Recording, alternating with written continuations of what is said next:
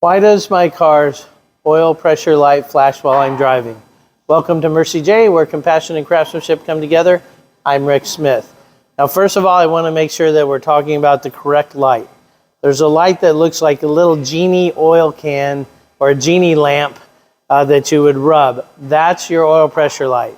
First of all, if that light comes on, shut the car off, because it either indicates that you've lost oil pressure or it thinks you've lost oil pressure.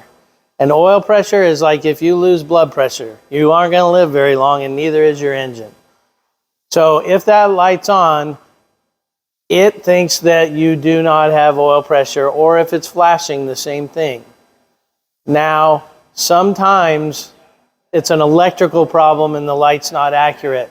Sometimes it's because you've run out of oil or something like that. So it's a very serious light that you can't mess with, because it can do $10,000 worth of damage in a heartbeat. So I hope this has been informational for you, and until next time, safe travels and blessings to you.